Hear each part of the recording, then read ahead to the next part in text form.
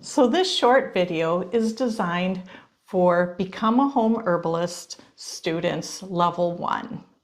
And today we're going to talk about how to make tinctures from dried plant material.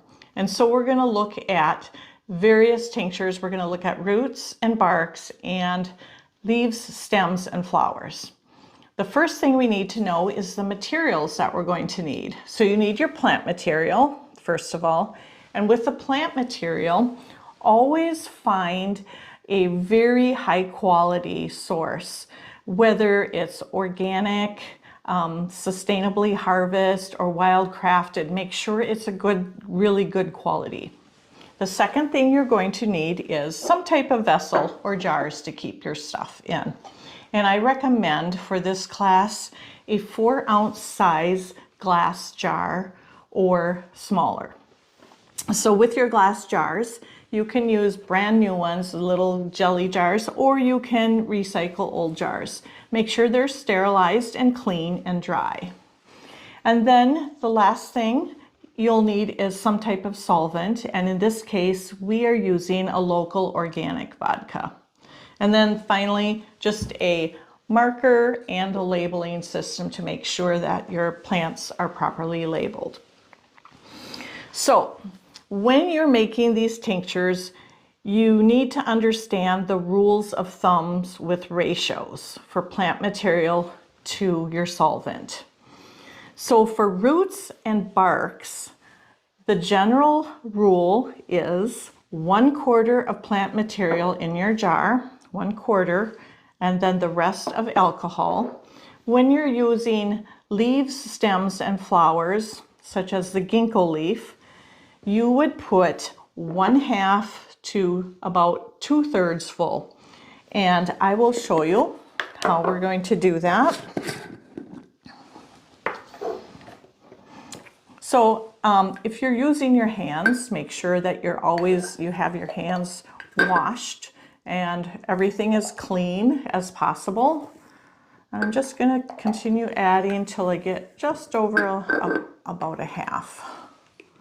Okay, so that is about right. So you put your plant material in your jar, and then the next step, it's very, very easy. You just take your alcohol and you pour it over the top. And at first you're going to notice the plant material kind of floats around a little bit. So what I'm going to do is give it a little shake and then add some more alcohol to it. Because one of the keys is you don't want very much air space, and that's why we're using a small jar. So you can kind of see that there's a bit of air space, and I don't want too much. I just want enough air space so that I can thoroughly shake it.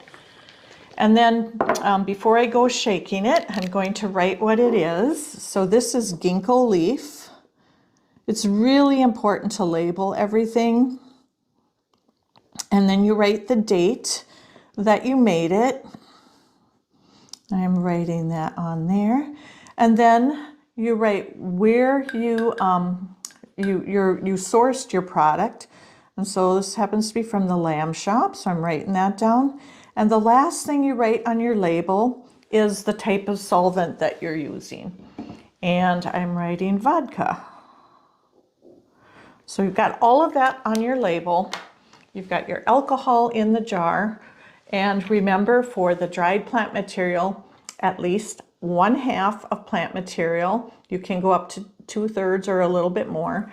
And then you just fill it with your vodka and vigorously shake it. And the reason why we're shaking it so vigorously for a while is to break up those cell walls so that we can start to release the plant's natural chemicals in it. So I would shake it about 5 minutes, and then the other thing you need to do is when you're doing the dried plant material, it is different than the fresh material because you will be trying to shake this daily, or at least a few times a week. And also keep it in a dark area so it's not exposed to the direct sunlight, so that won't break down the vitamins and minerals in the plants. And it's as easy as that.